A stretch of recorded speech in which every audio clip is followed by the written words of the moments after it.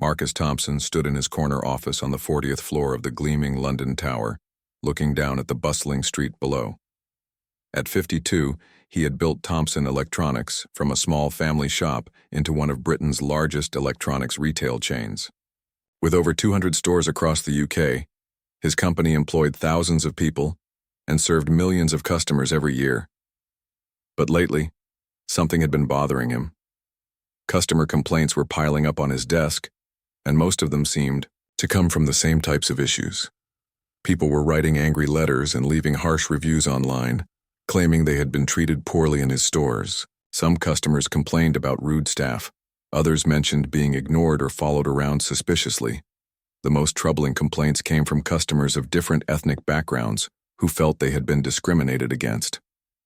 Marcus had always prided himself on running an ethical business.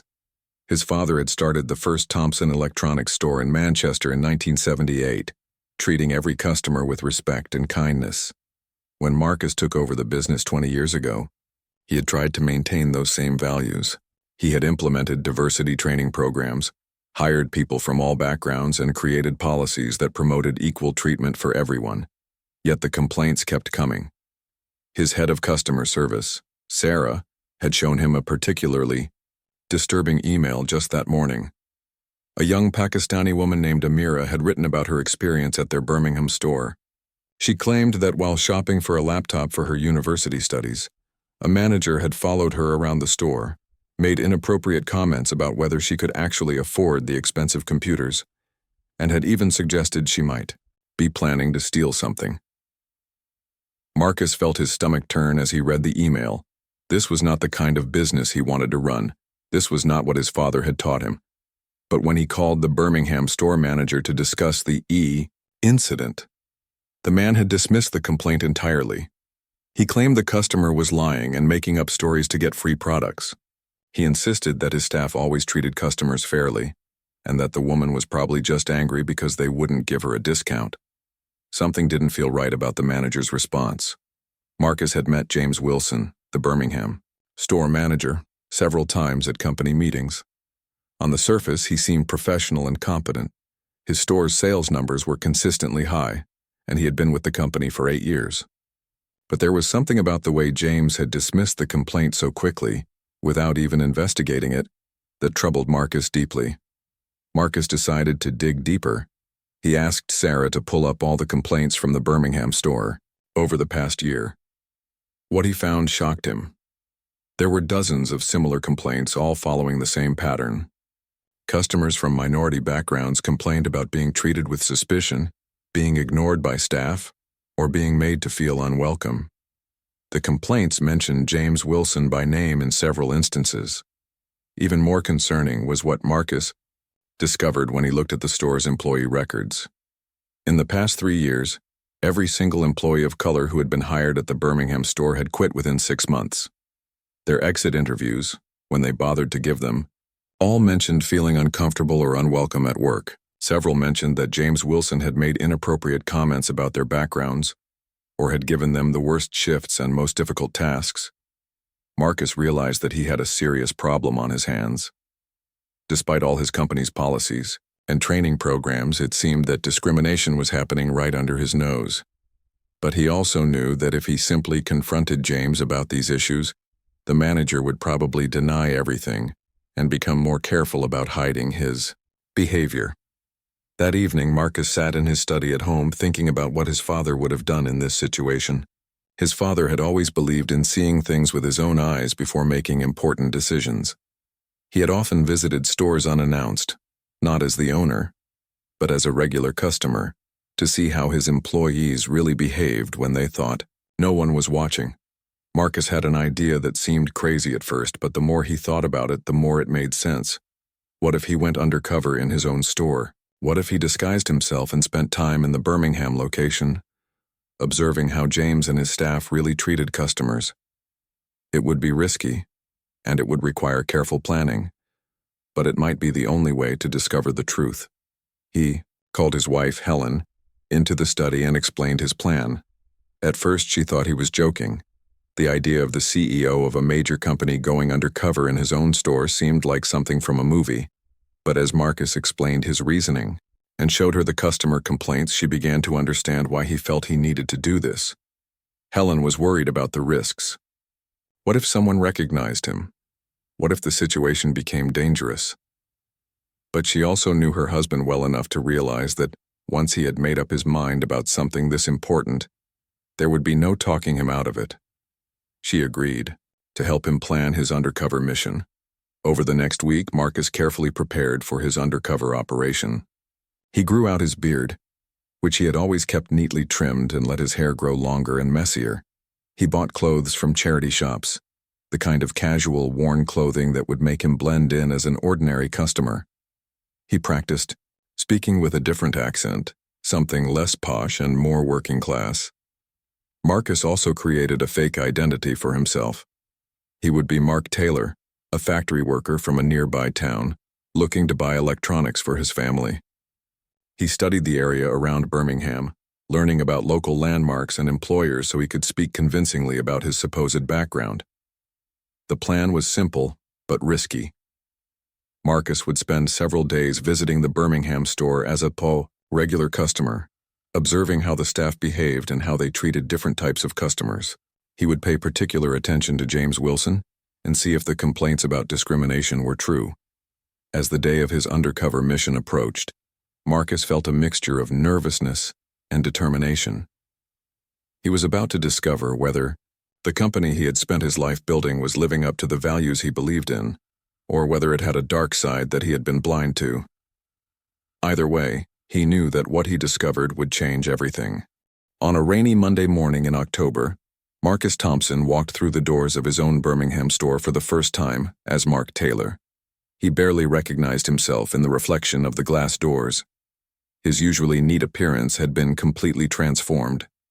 His beard was scruffy and unkempt, his hair was messy and unwashed looking, and he wore old jeans with paint stains and a faded football jersey that had seen better days.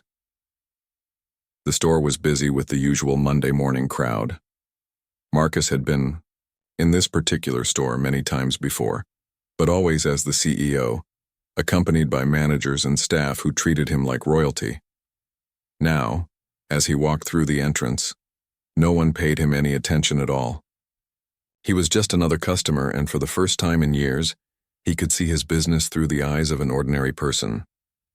The Birmingham store was one of his larger locations, spread across 2 floors with sections for computers, mobile, phones, televisions, gaming equipment, and household appliances. It employed about 40 people and served hundreds of customers every day. The store had always performed well financially, which was part of the reason Marcus had never looked too closely at the customer complaints. Marcus started his observation by simply walking around the store, pretending to browse the products, while actually watching how the staff interacted with customers. What he saw in the first hour made him uncomfortable. He noticed that when well-dressed, obviously wealthy customers entered the store, multiple staff members would immediately approach them, offering help and answering questions with enthusiasm. But when customers who looked less affluent came in, many staff members seemed to ignore them completely. He watched as a young black man in casual clothes spent 10 minutes trying to get someone's attention in the mobile phone section, while staff members chatted among themselves just a few feet away. When the customer finally managed to catch someone's attention, the staff member seemed annoyed and gave very brief, unhelpful answers before walking away. Marcus felt his anger rising, but he forced himself to stay calm and keep observing. Around midday, Marcus got his first close look at James Wilson, the store manager. James was a tall, well-groomed man in his 40s who walked around the store with an air of authority. Marcus watched as James interacted with customers, and he immediately noticed a pattern that made his heart sink. When James approached white customers, especially those who looked wealthy, he was charming and helpful. He would introduce himself as the store manager, ask about their needs, and personally ensure they received excellent service. Marcus watched him spend 20 minutes with an elderly white couple, helping them choose a new television and even arranging for free home delivery. But when James noticed customers from minority backgrounds, his behavior was completely different. Marcus watched in horror as James followed a young Indian woman around the store, staying just close enough to make her obviously uncomfortable. When she asked a question about laptop prices, James responded in a cold, suspicious tone, asking whether she was actually planning to buy something or just wasting everyone's time. The situation that really opened Marcus's eyes happened just before lunch. A middle-aged black man entered the store with his teenage son. They were both well-dressed and clearly had money to spend. They headed straight to the computer section, looking for a high-end laptop for the boys' college studies. Marcus positioned himself nearby, pretending to look at tablets while listening to their conversation with the sales staff. At first, the interaction seemed normal. A young sales assistant showed them several laptop options and answered their questions politely. But then James Wilson appeared. Marcus watched as James approached the father and son with a smile that didn't reach his eyes. He interrupted the sales assistant and took over the conversation, but his tone was completely different from how he had spoken to white customers earlier. "Are you gentlemen sure you're looking in the right price range?" James asked, his voice dripping with fake concern. "These are very expensive computers. Perhaps I could show you something more suitable in your budget." The father, who had introduced himself as Dr. Williams, looked confused. "I haven't mentioned my budget yet," he said politely. "Could you show me the specifications on this model?" Instead of answering the question, James continued his insulting behavior. Of course," he said, his tone becoming more condescending. "But I just want to make sure we're not wasting anyone's time here. These laptops start at £1,500. Are you prepared to pay that kind of money today?" Marcus could see Dr. Williams becoming uncomfortable and angry. The man was clearly a professional, well-educated and well-dressed, yet James was treating him like he couldn't possibly afford an expensive computer. His teenage son looked embarrassed and upset by the way they were being treated.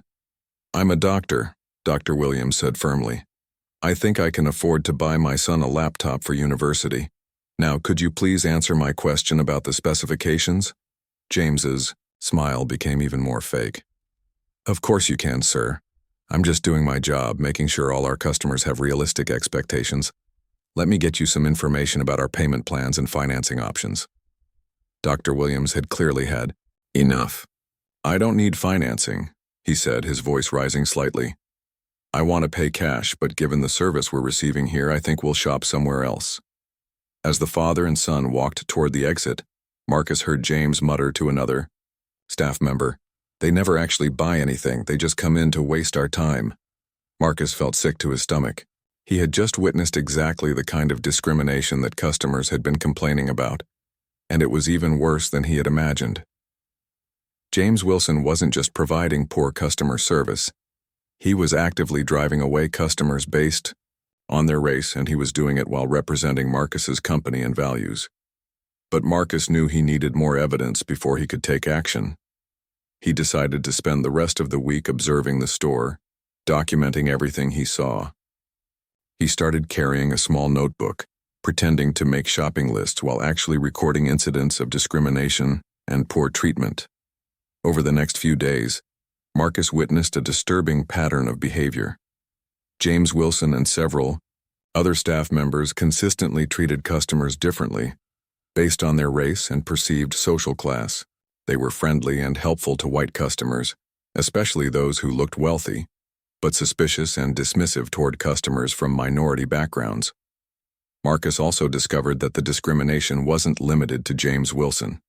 Several other staff members seemed to follow his lead, treating customers poorly when they thought the manager would approve of their behavior. It was clear that James had created a toxic culture in the store that encouraged prejudice and discrimination. Año. Thursday afternoon, Marcus decided to test the system himself. He approached a staff member in the television section and asked about buying an expensive flat-screen TV. The staff member, a young white man named Gary, looked at Marcus's shabby clothes and immediately assumed he couldn't afford it. "This model is quite expensive," Gary said dismissively. "Maybe you'd be interested in something smaller and more affordable?" Marcus insisted he wanted to see the expensive television, and Gary reluctantly showed it to him, but with obvious skepticism and impatience. When Marcus asked about the store's return policy and warranty options, Gary became increasingly rude, clearly believing he was wasting his time with someone who would never actually make a purchase. The contrast was stark when Marcus watched Gary interact with other customers later that day. When a well-dressed white family came in looking at the same televisions, Gary was enthusiastic and helpful, spending considerable time explaining all the features and options. By the end of the week, Marcus had filled his notebook with dozens of examples of discriminatory behavior. He had witnessed staff members following customers of color around the store, making assumptions about what they could afford, providing poor service, and in some cases being openly rude and dismissive. Marcus realized that the problem was even bigger than he had imagined. This wasn't just about James Wilson. It was about a culture of discrimination that had been allowed to flourish in his store. He knew he had to take action, but he also knew he needed to be strategic about how he handled the situation. By Friday morning, Marcus had seen enough to know he needed to take his undercover investigation to the next level. He had documented clear patterns of discrimination, but he wanted to understand how deep the problem ran and whether other staff members would stand up against it or simply go along with James Wilson's toxic leadership. Marcus decided to create a situation that would really test the store's response to discrimination. He called his assistant Sarah from his hotel room and asked her to do something that made him nervous but felt necessary. He asked her to send someone to the store who would definitely face discrimination, so he could see exactly how bad things really were. Sarah understood immediately what Marcus was trying to do. She contacted Amira Hassan, the young Pakistani university student who had originally complained about her treatment at the Birmingham store. Sarah explained that they were investigating her complaint and asked if she would be willing to visit the store again while being discreetly observed by company investigators. Amira was initially hesitant. Her previous experience at the store had been so unpleasant that she had no desire to go back. But when Sarah explained that this could help prevent other customers from facing the same discrimination, Amira agreed to help. She would come to the store on Friday afternoon, looking for the same laptop she had tried to buy during her first visit. Marcus positioned himself in the coffee shop area of the store, where he could observe the entire computer section while pretending to read a newspaper and drink coffee. He felt nervous about what he was about to witness, but he knew this test was necessary to understand the full extent of the problem. When Amira entered the store, Marcus immediately recognized her from the photo she had included with her complaint email. She was a polite, well-dressed young woman who looked like any other university student. She headed straight to the laptop section, just as she had during her previous visit. At first, none of the staff members approached her. Marcus watched as she stood looking at the laptop displays for several minutes, clearly waiting for help. Meanwhile, two staff members were chatting near the counter, completely ignoring her presence. When a white couple entered the computer section a few minutes later, both staff members immediately rushed over to help them. After waiting for nearly 10 minutes, Amira finally approached one of the staff members, a young man named David, and asked for help choosing a laptop for her studies. Marcus watched carefully as David's body language immediately changed. He seemed reluctant and suspicious, very different from how he had just treated the white couple. "What kind of budget are you working with?" David asked, his tone suggesting he assumed she couldn't afford much. "I need something reliable for my computer science degree," Amira replied politely. "I'm looking at models in the £800 to £1,200 range." David seemed surprised by the budget she mentioned, but his attitude didn't improve much. He showed her a few basic laptops, giving minimal information about their specifications and features. When Amira asked detailed questions about processing, power and memory, David seemed annoyed and gave vague, unhelpful answers. Then James Wilson appeared, and Marcus felt his heart rate increase. He watched as the store manager approached Amira with the same fake smile he had seen him use with other minority customers throughout the week. "Having trouble finding what you need?" James asked, but his tone was condescending rather than helpful. "I'm looking for a laptop for university," Amira explained. "I study computer science, so I need something with good specifications for programming and software development." James nodded, but Marcus could see the skepticism in his expression. "Computer science," he repeated, as if he didn't believe her. "That's quite an expensive field of study. Are your parents helping you with this purchase?" The question was inappropriate and insulting, implying that Amira couldn't possibly afford the laptop herself. Marcus watched as she maintained her composure despite the obvious slight.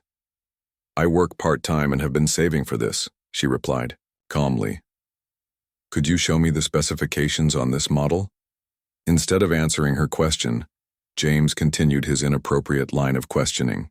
"Where do you work?" he asked. "And which university do you attend? Just want to make sure we're showing you appropriate options." Marcus could see that Amira was becoming uncomfortable, but she continued to answer politely. She explained that she attended Birmingham University and worked at a local restaurant while studying. Throughout the conversation, James maintained his condescending tone and continued to question her ability to afford the computers she was interested in. The situation escalated when Amira asked to see one of the more expensive laptop models. James actually laughed and shook his head. "I don't think that's really in your price range," he said dismissively. "These models are for business professionals and serious users. Maybe something more basic would be better for you." "I told you I'm studying computer science," Amira replied, her voice becoming firmer. "I need a laptop that can handle programming software and development tools. Could you please show me the specifications?" James's facade of politeness began to slip away completely.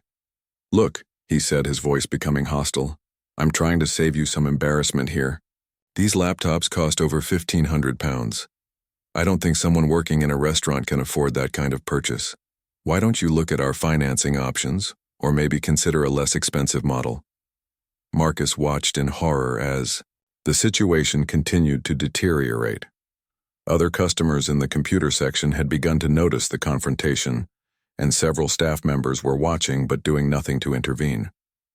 It was clear that James's discriminatory behavior was not only tolerated, but accepted as normal by the rest of the team. The final straw came when James suggested that Amira might be wasting the store's time and should consider shopping elsewhere if she wasn't serious about making a purchase. At that point, Marcus had seen enough. He knew he had all the evidence he needed, and he couldn't stand to watch this young woman be humiliated any longer in his own store. But before Marcus could intervene, something unexpected happened. Lisa Chen, a young sales assistant who had been working in the mobile phone section, walked over to the computer area. Marcus had noticed Lisa during his week of observation. She was one of the few staff members who seemed to treat all customers equally, regardless of their background or appearance. "Excuse me, James," Lisa said politely but firmly. "I couldn't help overhearing. This customer is asking about laptop specifications for her computer science studies. I think I can help with that."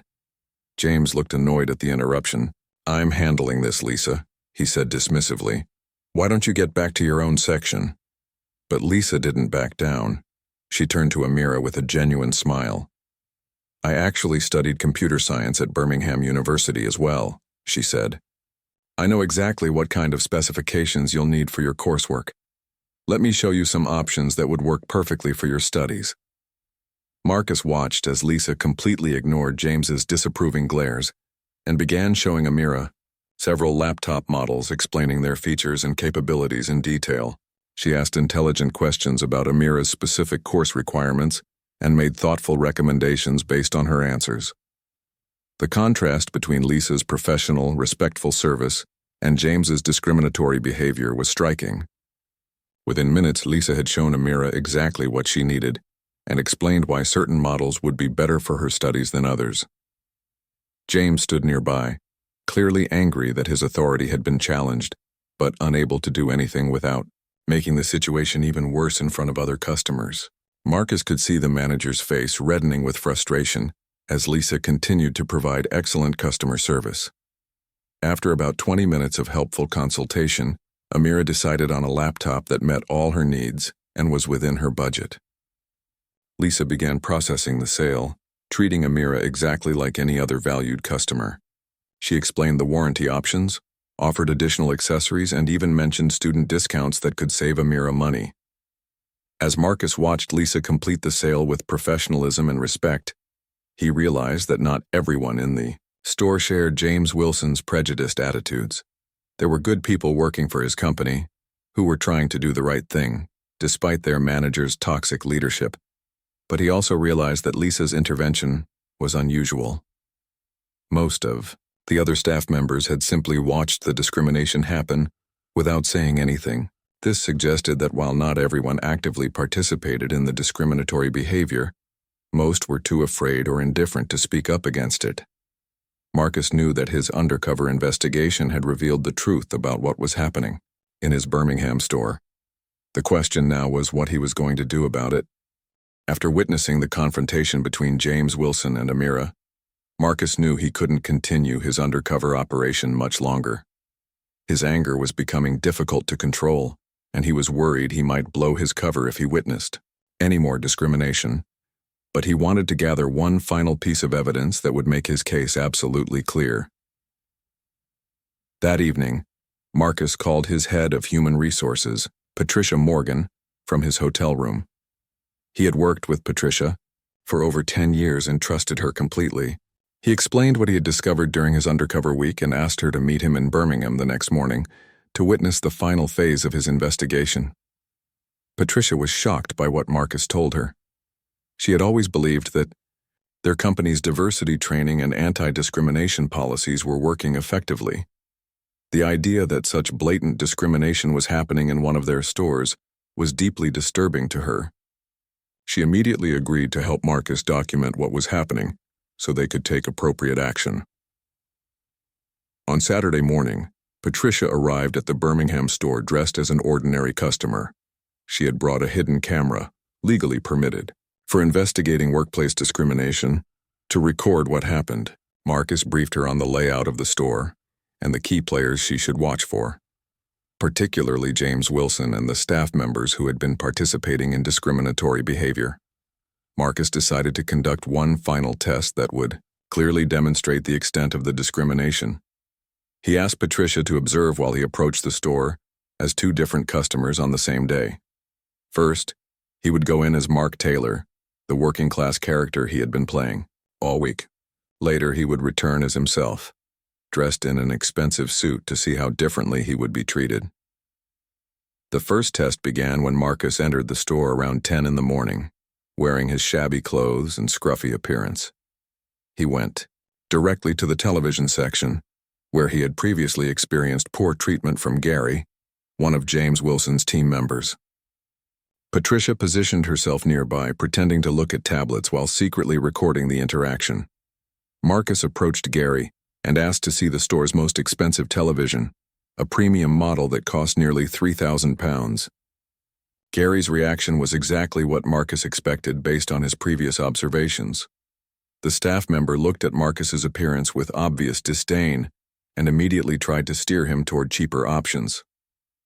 "Sir, that television is quite expensive," Gary said condescendingly. "Perhaps I could show you something more suitable for your needs and budget." Marcus insisted he was interested in the premium model, but Gary continued to resist showing it to him. When Marcus asked about the television's features, Gary provided minimal information and seemed eager to end the conversation. The staff member clearly believed he was wasting his time with someone who could never afford such an expensive purchase. James Wilson appeared during the interaction, just as Marcus had hoped he would. The store manager observed the conversation for a few minutes, then approached with his characteristic fake smile. "Is everything all right here, Gary?" James asked, though his attention was focused on Marcus with obvious suspicion. "Just showing this gentleman some television options," Gary replied, his tone suggesting he didn't expect any actual sale to result from the interaction. James looked Marcus up and down, taking in his shabby appearance and worn clothes. "Are you looking for anything in particular, sir?" he asked, his voice carrying the same condescending tone Marcus had heard him use with other customers throughout the week. "I want to buy a television for my family," Marcus replied, maintaining his working-class accent. "Something nice with all the latest features." James nodded, but his expression remained skeptical. "Of course," he said. "Gary, why don't you show him our budget range? I'm sure we can find something that works within his price range." The assumption that Marcus couldn't afford an expensive television was clear, even though he hadn't mentioned any budget limitations. James and Gary continued to push him toward cheaper models, despite his repeated requests to see the premium options. When Marcus finally insisted on seeing the £3,000 television, James became visibly annoyed. "Sir," he said firmly, "I'm trying to help you make a realistic choice here. This model cost nearly £3,000. Plus delivery and installation, you're looking at over £3,500. Are you prepared to pay that kind of money today?" Marcus said he was, but James continued to resist showing him the television. The manager suggested financing options and payment plans, clearly believing that Marcus couldn't afford to pay the full amount. Throughout the interaction, both James and Gary treated Marcus with barely concealed contempt, making it obvious they wanted him to leave the store. After about 20 minutes of poor treatment, Marcus left the store as planned. He met Patricia in a nearby coffee shop, where she showed him the footage she had recorded. Watching the video, Marcus could see even more clearly how disrespectfully he had been treated based solely on his appearance. "This is absolutely unacceptable," Patricia said, shaking her head in disgust. "I can't believe this is happening in one of our stores." Marcus agreed, but he told Patricia that the second part of his test would demonstrate the discrimination even more clearly. He went back to his hotel room and completely transformed his appearance. He showered and shaved carefully, styled his hair professionally, and put on one of his most expensive suits. He added a luxury watch and high-end leather shoes to complete the transformation back into his usual CEO appearance. When Marcus returned to the store 2 hours later, the difference in treatment was immediate and dramatic. As he walked through the entrance in his expensive suit, multiple staff members noticed him and began approaching to offer assistance. His appearance alone was enough to signal that he was someone important who deserved excellent service. Gary, the same staff member who had treated him so poorly just hours earlier, immediately approached with a completely different attitude. He was friendly, respectful, and eager to help. When Marcus asked to see the premium television, Gary's response was enthusiastic and accommodating. "Absolutely, sir," Gary said with genuine enthusiasm. "This is one of our finest models. Let me show you all of its features." The contrast was stunning. Gary spent over 30 minutes demonstrating the television's capabilities, explaining every feature in detail, and offering additional services like professional installation and extended warranties. His attitude was completely opposite to how he had behaved earlier that morning.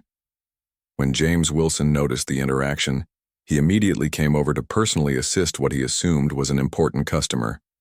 The store manager introduced himself and took over the sales process, treating Marcus with the utmost respect and attention. "I'm James Wilson, the store manager," he said with a genuine smile. "I want to make sure you receive our very best service. This television is an excellent choice. Would you like me to arrange immediate delivery and professional installation?" Marcus was amazed by the difference. James was charming, helpful, and completely professional. This was obviously how the manager could behave when he wanted to provide excellent customer service. The fact that he chose to treat customers differently based on their appearance and perceived social status was clearly a conscious decision.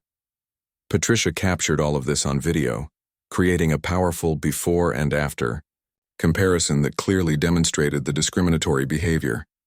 The evidence was undeniable. The same staff members who had treated Marcus rudely and dismissively in the morning were now falling over themselves to provide excellent service, simply because he was wearing expensive clothes.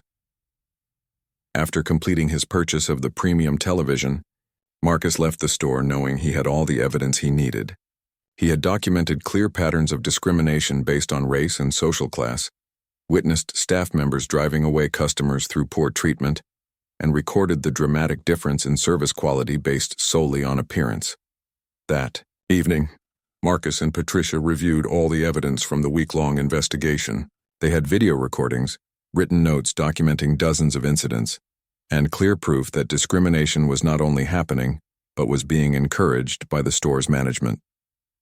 Marcus knew that what he had discovered would require immediate and decisive action. This wasn't just about firing James Wilson.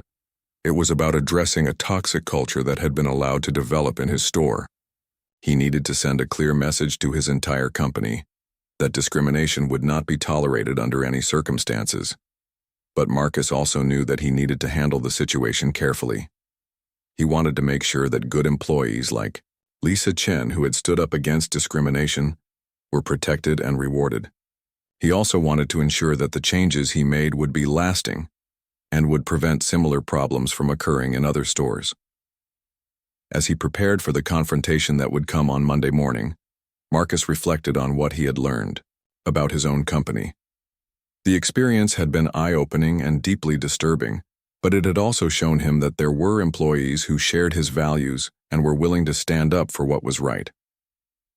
Monday morning arrived with gray skies and steady rain, matching Marcus's somber mood as he prepared for one of the most difficult days of his career. He had spent the weekend reviewing all the evidence from his undercover investigation, and each piece of discrimination he had witnessed made him more determined to take decisive action. Marcus arrived at the Birmingham store at 8 in the morning, an hour before opening time.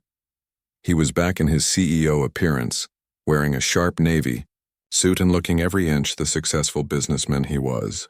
He had arranged to meet Patricia in the store's back office where they would set up their equipment and prepare for what was about to unfold. The store's assistant manager, David Russell, was surprised to see the company CEO arrive unannounced so early in the morning. Marcus had met David briefly during previous official visits but had never spent much time observing him during the undercover investigation.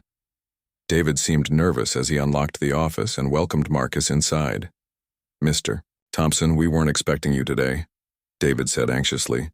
"Is everything all right? Should I call James?" Marcus told David to go ahead with the normal opening routine, but asked him not to mention his presence to James or the other staff members just yet. He wanted to observe James's behavior during a normal morning routine before revealing himself. 9 o'clock. The store opened for business, and Marcus watched through the office window as James Wilson arrived and began his usual management routine. Even from a distance, Marcus could see the manager's arrogant demeanor as he walked through the store, checking on staff and setting up for the day's business.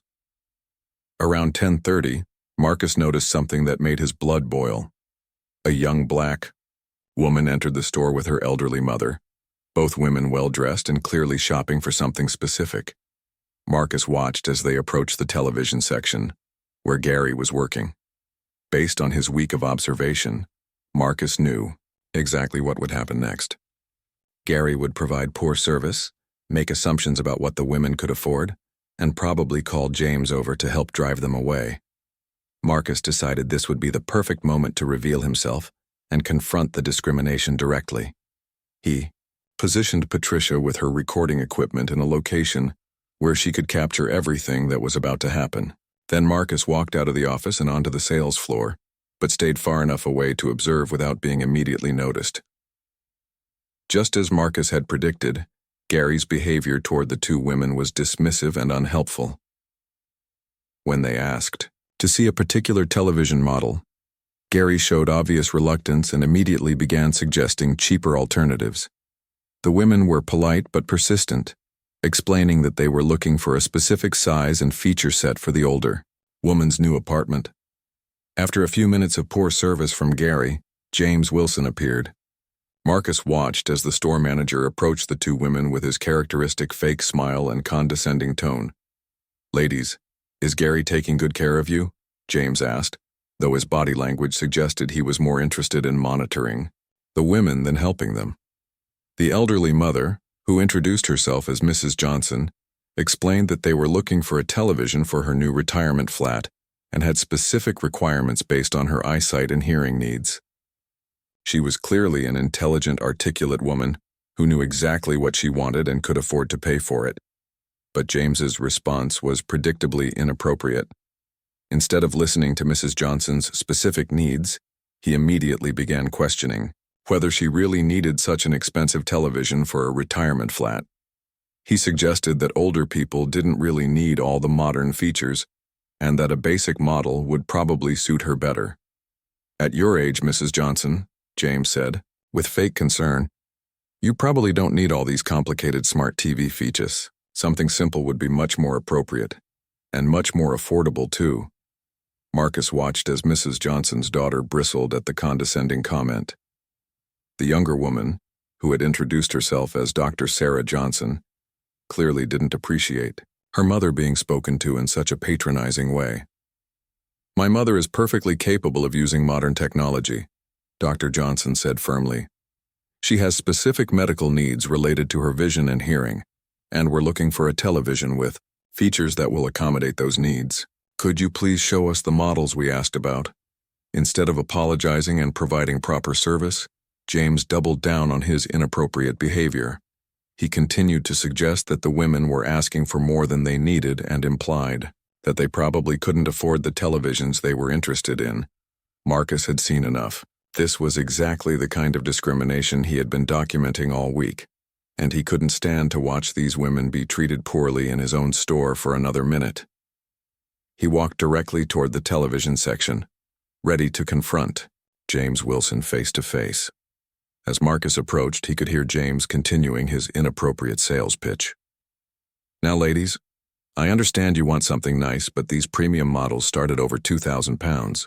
Have you considered our financing options? We can arrange payment plans that might make this more manageable for you. The assumption that the women needed financing was insulting and completely inappropriate, especially since they hadn't mentioned any budget constraints. Mrs. Johnson looked increasingly frustrated, while her daughter was clearly angry at the discriminatory treatment they were receiving. Marcus stepped into the conversation just as James was suggesting that the women might want to think about it and come back when they had made arrangements for payment. "Excuse me," Marcus said in his clear, authoritative voice. "Is there a problem here?" James turned around and his face immediately changed when he recognized Marcus Thompson, the CEO of the company. The color drained from James's cheeks and his mouth fell open in shock. He clearly had no idea that his boss had been in the store, much less that he had been witnessing this discriminatory behavior. "Mr. Thompson," James stammered, his voice cracking with surprise and fear. "I didn't know you were here. We were just helping these ladies find a suitable television." Marcus looked James directly in the eyes, his expression stern and unforgiving. "I've been watching your help for several minutes now, James, and I have to say I'm not impressed with what I've seen." Gary, who had been standing nearby during the entire interaction, suddenly realized that he was in serious trouble as well. Both men looked terrified as they began to understand that their behavior had been observed by the most important person in the company. Marcus turned to Mrs. Johnson and her daughter with a warm, respectful smile that was completely different from the treatment they had been receiving from his staff. "Ladies, I'm Marcus Thompson, the owner of this company. I sincerely apologize for the poor service you've received here today. Would you allow me to personally help you find exactly what you're looking for?" Mr. Johnson looked surprised, but pleased by the sudden change in treatment. "That would be very kind of you, Mr. Thompson. My mother has specific accessibility needs, and we're looking for a television with features that will help with her vision and hearing challenges." Marcus spent the next 20 minutes providing Mrs.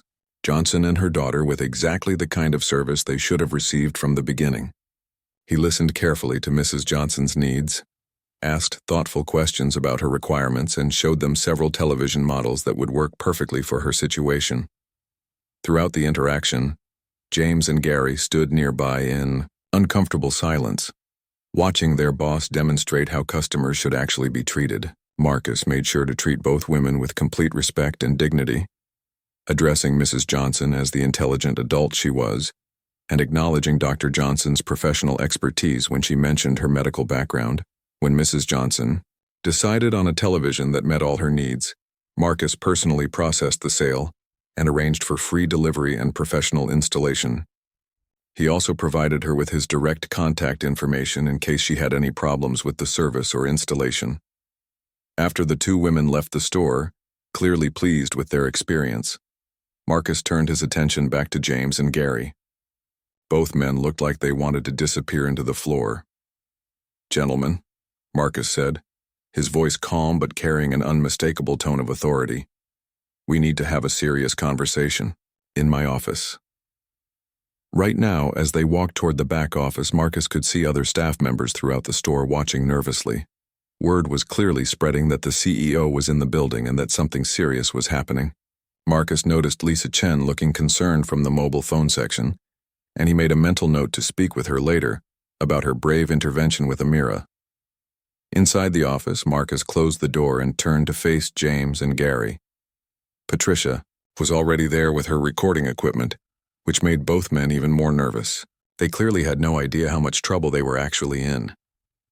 "Before we begin this conversation," Marcus said, "I want both of you to understand that everything that happens in this room is being recorded for legal and human resources purposes. You have the right to have a union representative present if you wish, but given the serious nature of what we need to discuss, I suggest we proceed immediately." Both men nodded nervously, clearly too shocked and frightened to ask for representation. Marcus could see that James was beginning to realize that this wasn't going to be a simple reprimand or warning. Marcus opened his notebook, the same one he had used to document discrimination throughout the week while undercover. He looked at James directly and asked a simple question that would begin the most important conversation of the store manager's career. "James, how long have you been working for my company? And what do you think our values are when it comes to treating customers with respect and dignity?" James Wilson sat in the office chair, his hands shaking slightly as he tried to answer Marcus's question about the company values. The confident, arrogant manager who had been discriminating against customers just minutes earlier was now a nervous wreck, struggling to find words.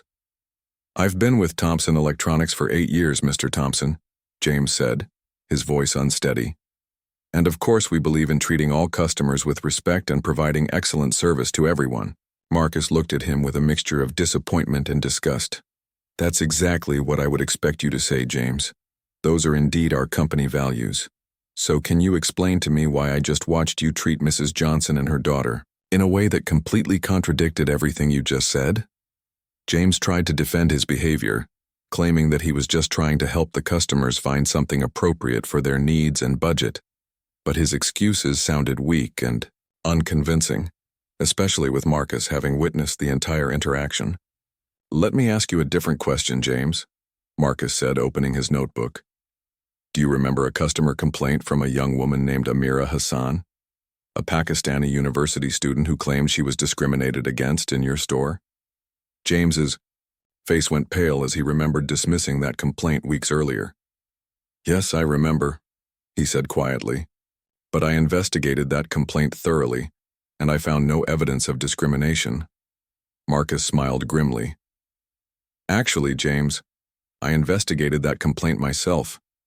In fact, I've spent the entire past week in this store, observing how you and your staff treat customers. Would you like to see what I discovered?" The revelation that Marcus had been in the store undercover hit James like a physical blow. His mouth fell open and he stared at his boss in complete shock. Gary looked equally stunned, clearly trying to remember every interaction he had had with customers over the past week. Marcus began reading from his notebook, describing incident after incident of discriminatory behavior he had witnessed.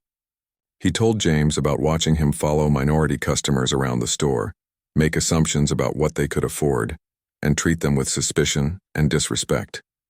"I watched you personally insult Dr. Williams, a qualified medical doctor, by questioning whether he could afford to buy his son a laptop," Marcus said, his voice growing colder. "I watched you dismiss and humiliate customers based solely on their race and appearance. And just now, I watched you patronize an elderly woman and her daughter in a way that was completely unacceptable." As Marcus continued reading from his notes, James's face grew increasingly pale. He tried several times to interrupt with excuses or explanations, but Marcus held up his hand for silence. "I'm not finished, James. You see, I didn't just observe your behavior toward customers. I also experienced it myself." Marcus then revealed the full extent of his undercover investigation. He told James about posing as Mark Taylor, the working-class customer, and experiencing firsthand the poor treatment that James and Gary had given him. He described how they had refused to show him expensive products, made assumptions about his budget, and treated him with barely concealed contempt. "Then," Marcus continued, "I returned to the store 2 hours later dressed as myself and received completely different treatment from the exact same staff members. Gary, do you remember helping a well-dressed customer look at premium televisions on Saturday afternoon?" Gary nodded miserably, clearly realizing that the important customer he had worked so hard to impress had actually been his own boss in disguise. "The difference in service was remarkable," Marcus said. "When you thought I was a working-class customer who couldn't afford expensive products, you were dismissive and rude. When you thought I was a wealthy customer, you couldn't do enough to help me. This kind of discrimination is not just morally wrong, it's also illegal. Marcus then played some of the video footage that Patricia had recorded, showing James and Gary their own discriminatory behavior on screen. Watching themselves treat customers poorly was clearly devastating for both men, especially James, who could see his career crumbling before his eyes. James, Marcus said firmly, your employment with Thompson Electronics is terminated, effective immediately. You will be escorted from the building within the hour, and your access to all company systems will be revoked. We will be conducting a full investigation of your management of this store, and we will be reviewing every complaint that has been made during your tenure. James tried to protest, claiming that he had been a loyal employee for 8 years and that his store had consistently met its sales targets. But Marcus cut him off. Your sales targets are irrelevant when you're driving away customers through discrimination, Marcus replied, and loyalty means nothing when you're violating the fundamental values of this company. Security will escort you out. Gary's fate was somewhat different. As a junior employee who had clearly been following James's lead, Marcus decided to give him one chance to change his behavior. Gary, you have a choice, Marcus said. You can learn from this experience and commit to treating all customers with equal respect, or you can find employment elsewhere. If you choose to stay, you will undergo immediate retraining, and your performance will be closely monitored. Any further incidents of discrimination will result in immediate termination. What's your decision? Gary, clearly shaken by what he had witnessed happening to James, immediately committed to changing his behavior and improving his customer service. Marcus could see genuine remorse in the young man's eyes, and he decided to give him the opportunity to prove himself. After James was escorted from the building by security, Marcus called a meeting with all the store staff. The employees gathered, nervously in the break room, clearly aware that something major had happened but not sure what it meant for them. Marcus stood before his employees and explained what he had discovered during his undercover investigation. He told them about the discrimination he had witnessed and the unacceptable culture that had been allowed to develop in the store. I want to be absolutely clear, Marcus said, his voice carrying to every corner of the room. Discrimination based on race, religion, appearance, or any other factor will not be tolerated in any Thompson Electronics store. We serve all customers with equal respect and dignity, regardless of who they are or what they look like. Marcus then made a point of publicly recognizing Lisa Chen for her brave intervention when James was discriminating against Amira. He announced that Lisa would be promoted to assistant manager, effective immediately, and that she would help lead the store's transformation. Lisa demonstrated exactly the kind of leadership and moral courage we need in this company, Marcus said. She stood up for what was right, even when it was difficult, and even when her manager disapproved. That's the kind of employee we value, and that's the kind of behavior we want to see from everyone. Over the following weeks, Marcus implemented comprehensive changes at the Birmingham store and throughout the entire Thompson Electronics chain. He brought in diversity and inclusion, experts to provide intensive training for all employees. He revised company policies to make it easier for customers to report discrimination and ensured that all complaints would be thoroughly investigated. Marcus also established a system of regular undercover evaluations at all his stores. With mystery, shoppers from diverse backgrounds testing customer service quality and watching for signs of discrimination. He made it clear to all his managers that their performance would be judged not just on sales figures, but on how well they served all customers. The transformation at the Birmingham store was remarkable. Under Lisa Chen's leadership as the new store manager, customer satisfaction scores improved dramatically. The store began receiving positive reviews from customers who praised the respectful, professional service they received. Amira Hassan returned to the store a few months later and had an excellent experience purchasing accessories for her laptop. She wrote a thank you letter to Marcus, expressing her appreciation for the changes he had made and the way the company had taken her complaint seriously. Marcus learned valuable lessons from his undercover experience that changed how he ran his entire business. He realized that policies and training programs were not enough to prevent discrimination. Active leadership and constant vigilance were required to ensure that company values were actually practiced at every level. The story of Marcus's undercover investigation eventually became a case study in business schools, demonstrating how leaders can uncover hidden problems in their organizations and take decisive action to create positive change. Marcus continued to make regular undercover visits to his stores, ensuring that the culture of respect and dignity he had worked to establish remained strong throughout his company. Most importantly, Marcus never forgot the lesson that his father had taught him years earlier. Sometimes you have to see things with your own eyes to understand what's really happening, and when you discover injustice, you have a moral obligation to act decisively to stop it.